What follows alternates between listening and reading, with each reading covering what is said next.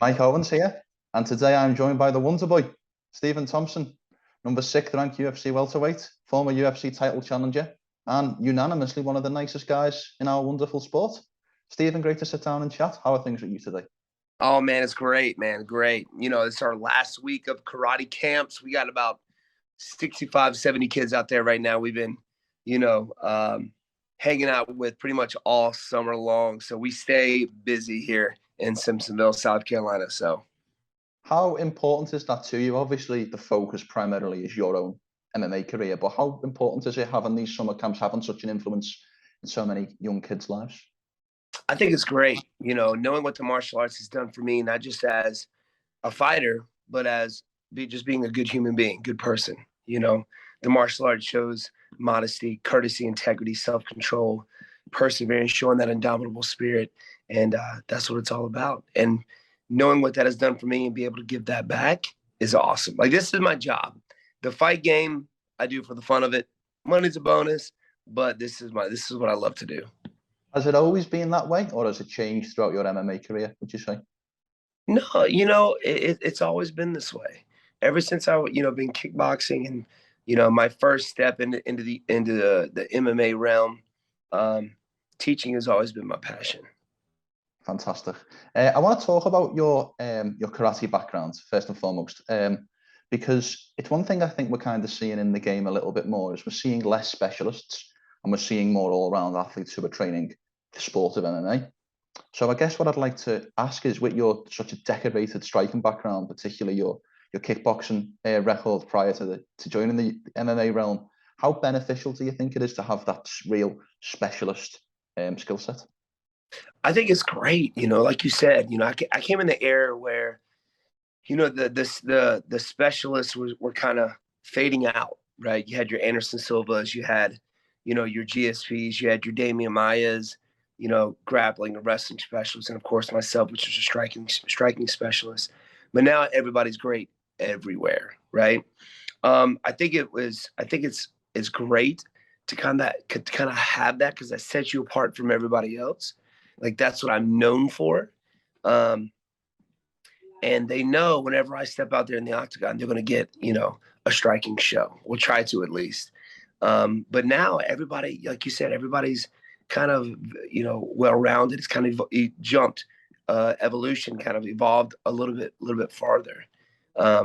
You still have a few specialists out there, but I'm one of the few. I've always thought, and I'm going to be completely honest, I've always thought the one that got away was yourself versus Damian Maia, because that was the ultimate striking specialist and the ultimate grappling specialist in the same division, both in your primes, because you fought for the title and then Maia did straight after yourself. So have you ever thought about that match, or maybe how that would have went down?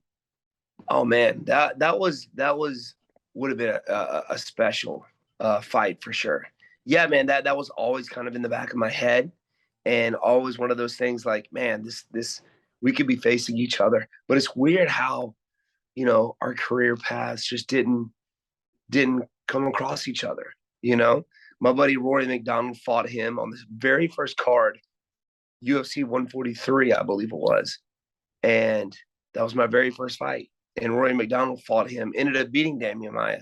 But I was like, man, this guy was a beast. I'll probably end up fighting this guy. But, I think he's retired. Has he retired? I believe I believe. I think he's having one more, if memory serves. Okay. That's what I thought. But yeah, man, it's crazy how that just didn't happen. Of course. If we turn the conversation back to yourself and kind of this point in your career, I know prior to the Gilbert Burns fight, you talked about you felt like you were the man to dethrone Usman. You wanted a win. If you got the win over Burns, you wanted the title fight next. But now you've had these back-to-back losses against Burns and Bilal Muhammad. Has your perspective changed at all on maybe what the goals are, or is the goal still the title in some? The goal is always been and will always be the title. Yeah, I had those two setbacks, and everybody's like, man, Steven, you're turning 40 years old. It's like, man, come on, man. Like, I feel like I'm 25, I haven't taken a ton of damage. I feel great. Still improving every day. So, I came in this game fairly late at 28 years old, and still learning stuff every day, still learning. So I think it's still there. Yes, my division is stacked with wrestlers, so I've got to keep improving to be able to stand my ground with these high level wrestlers. So yeah, the goal is always still the same. Is your style, your striking style, is it a style built for longevity? And what I mean by that is you don't fight, you don't take one to give one. You're not, say, a style like a Justin Gaethje, perhaps, where you're happy to get in the war. You out finesse, you out technique an opponent. So is your style built for perhaps a longer lasting career? I'd like to think so. I'd like to think so, and I think that's why I'm still fighting to this day. Me being a striker at that, you don't see a whole lot of strikers, making it to my level. Most of the guys that make it to my level, like the Glover Teixeiras, who, have that grappling background, wrestling background, who is able to take the fight to the ground. But I think my style, my karate style, moving in, moving out, not being able to get hit or evade those strikes, definitely help with the longevity of my career. And that's how we spar every day. And I think the way we train as well, not taking too many headshots in training, always keeping it light, working technique. That's a big part of my longevity. I saw an interview with a fellow welterweight in Sean Brady, and your name was brought up in that interview where he basically said if Wonder Boy doesn't want to fight ranked guys or maybe guys in a similar ranking to him, then he should be taken out the rankings if he only wants supposed super fights. So now you've mentioned that this title is still the goal. What is your kind of response to that idea that you're only after the maybe the bigger names and the bigger match, but the super fights, if you like? Well, my last two guys were grapplers, and obviously I still have something that I need to work on. So, him calling me out, obviously it's a given. I mean, he's working his way up, but I feel like he did it because of my last two fights, and with two back-to-back losses like that, I would like to have a striker just to get back into that, get back into that win, give me somebody who's up and coming. And it also gives me time to kind of work on the things I need to work on. So I like where his head's at. I know he's fighting, I think, Bilal Muhammad coming up. But, my goal is always the title. But at the same time, I also have to think about my career as well, making sure I get that W, and still improve on that wrestling and that jiu-jitsu to be able to face those guys like the Sean Brady's. I would presume, now I'm going to be presumptuous here, I would presume a guy with your striking skill set would prefer to fight other strikers and maybe have that to and fro of who's the better striker. Is that generally a consensus throughout your career, that you prefer to have a striking matchup than the to and fro of striker versus grappler? I think that would be cool. Yeah, man, I think that would be really cool. I mean, there are some other strikers out there, a little bit lower ranked, but I mean, obviously Jeff Neal, who I just beat, is worked up the rankings, and he's always a beast. He looked like he's improved since the last time we faced each other. But that would be cool, man. I mean, yeah, I think the grapplers are always going to be there, but for me, I think what makes me shine is when I do face other strikers. And I mean, my last two guys that I've struck with, the Vicente Luque and the Jeff Neals, we got, fight of the night bonuses. Fans loved it.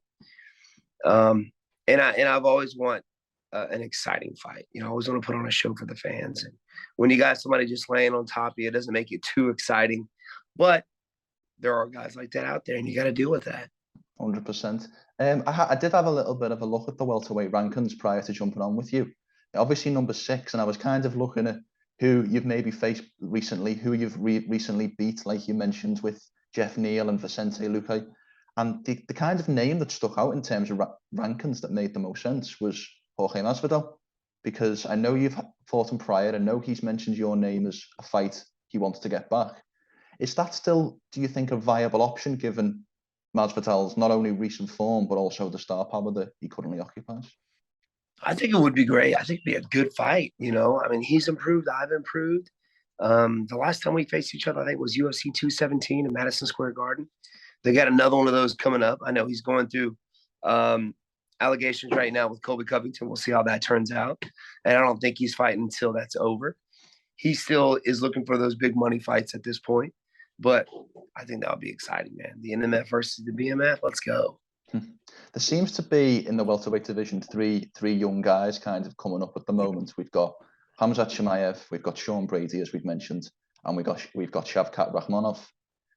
If I could look into the future, Stephen, and say one of those three guys wins a UFC world title, only one, who would your money be on to lift the UFC gold? Oh, man. Out of all three of those guys, I would say it would be Shavkat. I mean, he's undefeated. He's got great striking. We saw the Gilbert Burns kind of made, Khamzat look mortal, He's taking some shots. He took some shots from Gilbert. Gilbert almost had him finished. With Shavkat, man, his striking's very good. His jiu-jitsu is very good. He controlled, Neil Magny the last fight for literally 9.5 minutes of the fight before he finished him. So I think he's got it for sure. Do I think, Khamzat has the ability to beat Usman? Maybe, because he's a big body, but I don't know. The champ's striking is getting better every day too. So you've seen him put guys away. And if he puts those hands on, Khamzat's in trouble. But Shavkat, I think his striking's good enough. I think his wrestling's good enough, and his jiu-jitsu is good enough to be champ. The world title is obviously up for grabs next Saturday night, UFC 278 between Usman and my fellow Englishman in Leon Edwards. What is your prediction for that fight, and kind of how do you see that fight playing out?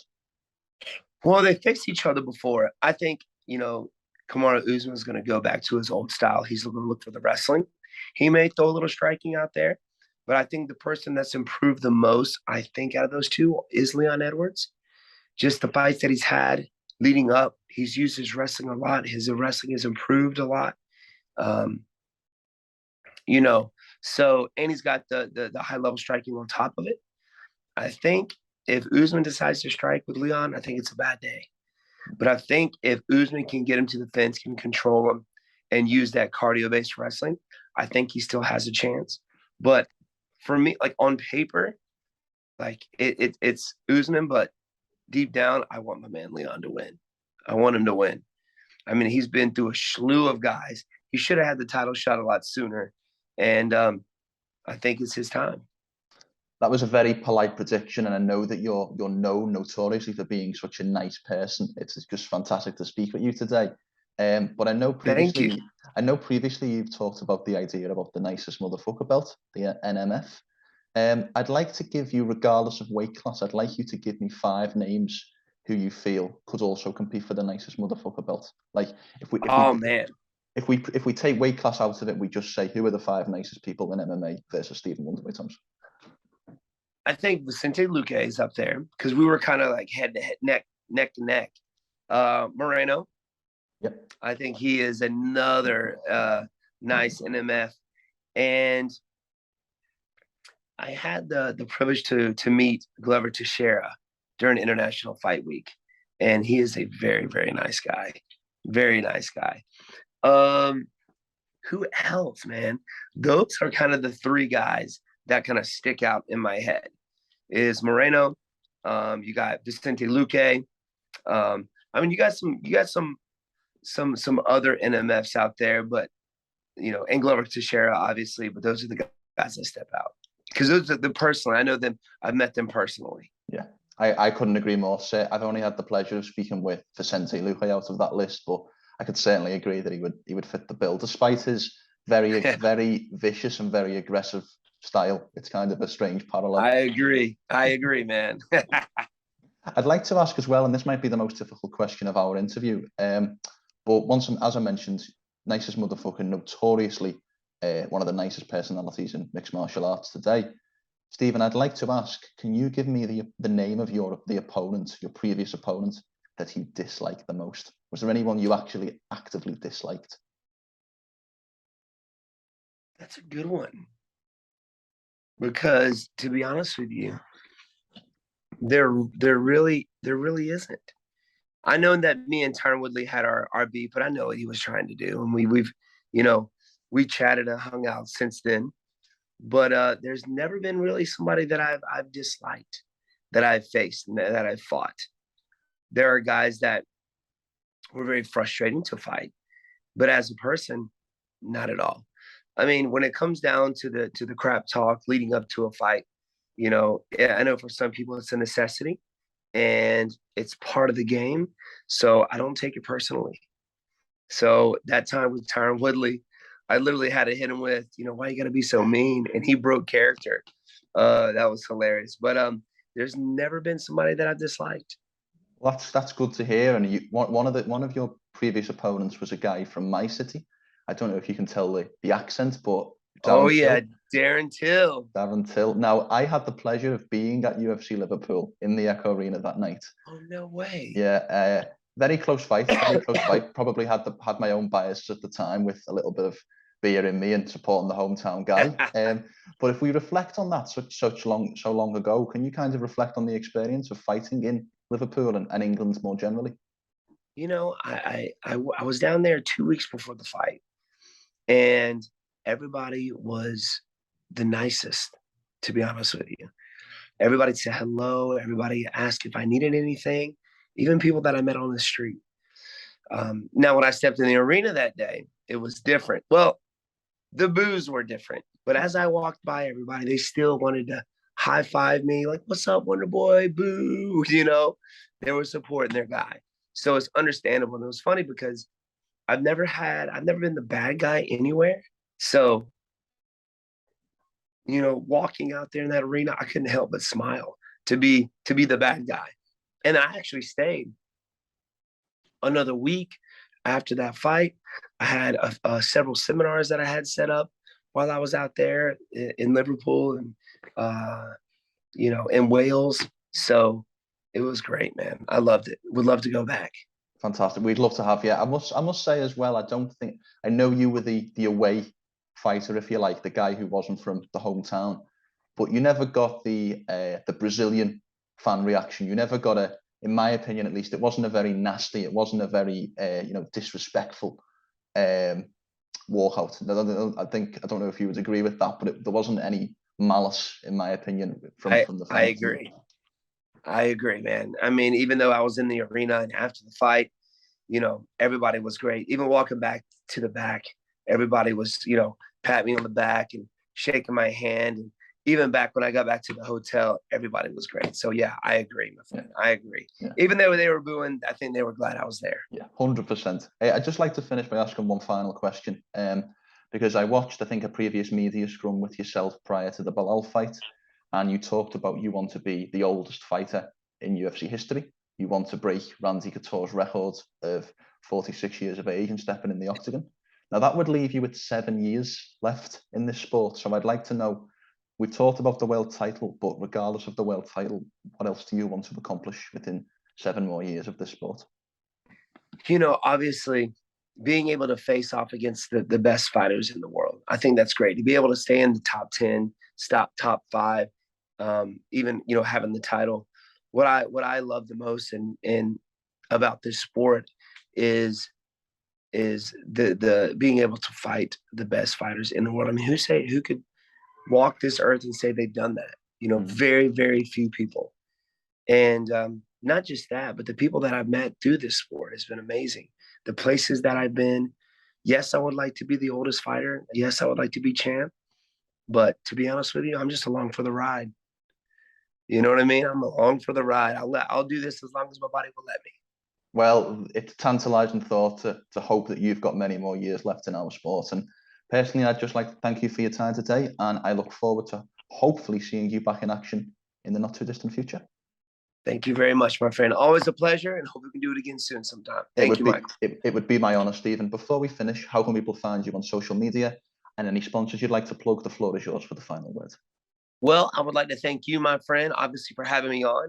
You guys can follow me on Instagram at WonderboyMMA, Twitter WonderboyMMA, and of course my YouTube channel, Stephen Wonderboy Thompson. Check it out.